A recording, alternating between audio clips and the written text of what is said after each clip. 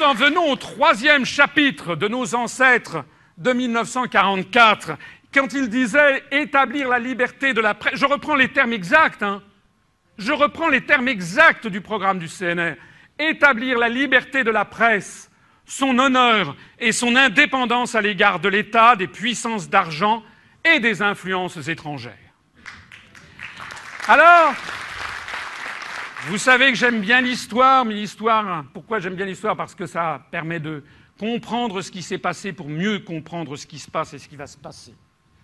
Montesquieu, un des grands philosophes français du XVIIIe siècle que vous connaissez, des Lumières, a inventé la séparation des pouvoirs dans son ouvrage, un des ouvrages les plus célèbres du XVIIIe siècle, qui est l'Esprit des lois.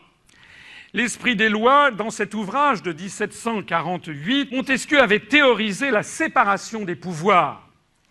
Elle visait à créer des institutions étatiques séparées afin d'organiser un système de contrepoids, de contre-pouvoir qui protège au mieux les libertés fondamentales des individus. Il y a 264 ans, Montesquieu avait analysé et séparé les trois grands pouvoirs qu'il connaissait à son époque, qui étaient le pouvoir législatif, le pouvoir exécutif et enfin le pouvoir judiciaire confié aux juges.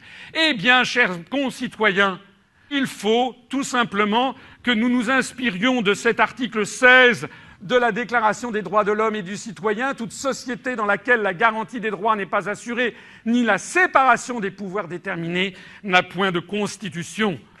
Eh bien, nous avons un pouvoir énorme, un pouvoir colossal qui existe dans la société française et qui n'est réglementé par pas grand-chose.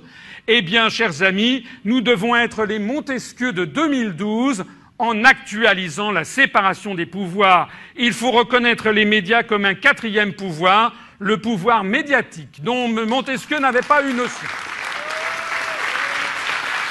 Il faut organiser la séparation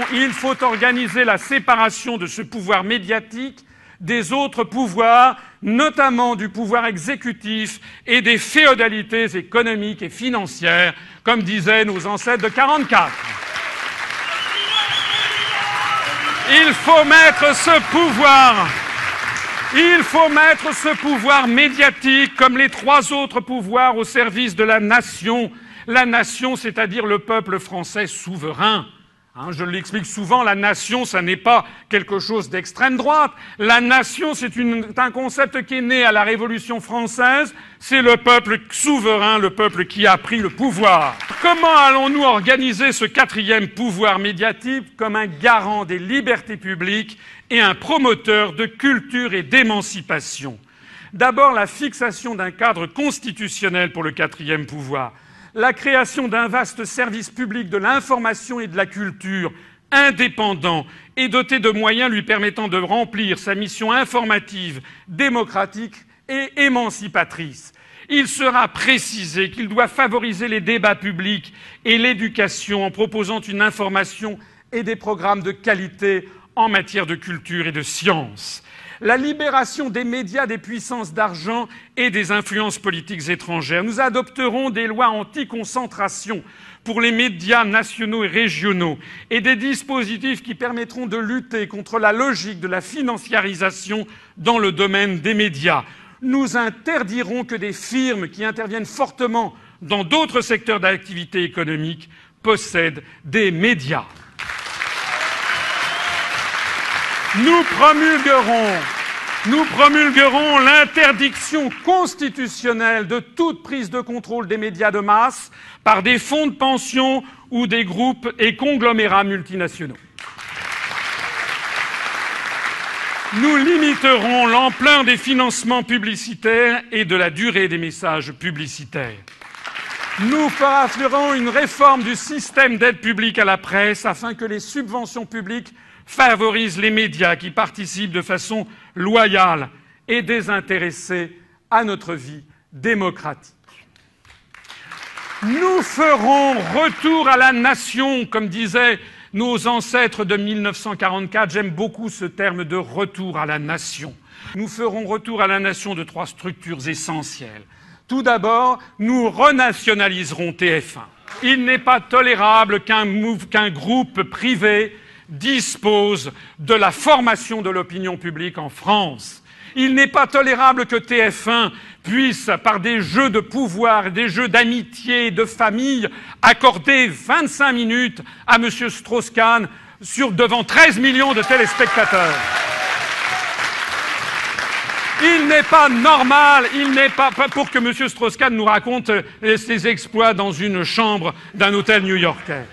Il n'est pas normal. Non, mais c'est devant 13 millions de téléspectateurs que ça se passe, pendant 25 minutes. Il n'est pas normal que les propriétaires de TF1 soient pour une large part des fonds de pension américains. Donc il y a la renationalisation de TF1, le premier retour à la nation. Le deuxième, c'est la renationalisation de Télédiffusion de France, de TDF. Et le troisième, c'est la restitution à l'agence France Presse de son statut originel et de son rôle de service public de l'information. L'État doit permettre à l'AFP, l'État qui est en train de privatiser l'AFP de façon sournoise, de la soumettre à des contraintes qui ne doivent pas justement, auxquelles elle ne doit pas être soumise, l'État devra permettre à l'agence France Presse d'assurer financièrement son indépendance et son ambition, notamment par la présence de nombreuses antennes à l'étranger, afin de diffuser une vision française et impartiale des événements planétaires. Eh bien, nous transformerons le Conseil supérieur de l'audiovisuel en une Cour supérieure de l'audiovisuel. Parce que figurez-vous que le scandale pour le CSA est également le même que celui du Conseil constitutionnel, puisque les membres du CSA sont nommés, comme au Conseil constitutionnel, par le président de la République, le président de l'Assemblée nationale et le président du Sénat, c'est-à-dire que tout ceci se fait en fonction de connivence politique. Alors ça n'est pas tolérable. Le Conseil supérieur de l'audiovisuel sera transformé en une Cour supérieure de l'audiovisuel, notamment chargée d'assurer la représentativité politique objective de l'opinion publique française dans toute sa diversité. Cette nouvelle Cour supérieure de l'audiovisuel verra son indépendance du pouvoir politique et du monde économique et financier garantie par un changement complet du mode de nomination. Actuellement identique à celui du Conseil constitutionnel, eh bien nous le transformerons à l'identique avec la nomination de magistrats inamovibles pour 9 ans, élus par les assemblées. Cette CSA sera dotée de moyens d'investigation pour recueillir et mettre en œuvre les demandes des Français, notamment avec un panel de consultation en ligne de plusieurs dizaines de milliers de téléspectateurs. Parce que ce qui est formidable, c'est que nous sommes dans un univers où il est très facile de savoir ce que les gens veulent. Il suffit d'avoir 20 000 ou 30 000 ou 50 000 ou même de tirer au sort, pourquoi pas, les téléspectateurs qui le souhaitent, et de demander aux téléspectateurs quotidiennement ou régulièrement ou tous les mois, est-ce que vous êtes d'accord? Qu'est-ce que vous voudriez? Est-ce que vous pensez qu'il y a des partis politiques, des responsables politiques, des émissions que vous ne voulez plus voir et d'autres que vous aimeriez bien voir? Et non seulement le CSA, qui sera avec des magistrats à sa tête, recueillera ces demandes, mais les mettra en œuvre. Alors il y aura une loi organique qui organisera tout ceci naturellement, mais les mettra effectivement en œuvre. Parce qu'actuellement, le CSA n'a qu'un pouvoir de protestation et d'imposer des amendes. Pensez comme ça n'est pas à proportion du problème. Donc la nouvelle Cour supérieure de l'audiovisuel sera dotée de pouvoirs opérationnels réels, pas seulement des pouvoirs de réprimande et de sanction. Par exemple, elle pourra obliger une chaîne de télévision à donner la parole à une formation politique injustement traitée.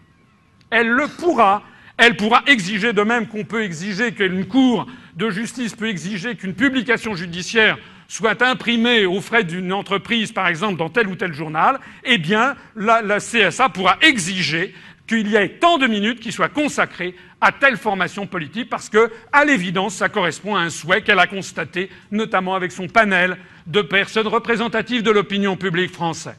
De la même façon, elle pourra exiger une meilleure répartition des opinions parmi les commentateurs politiques et économiques de l'actualité. Par exemple, exiger que les journalistes à l'antenne se répartissent équitablement entre oui et non en cas de référendum.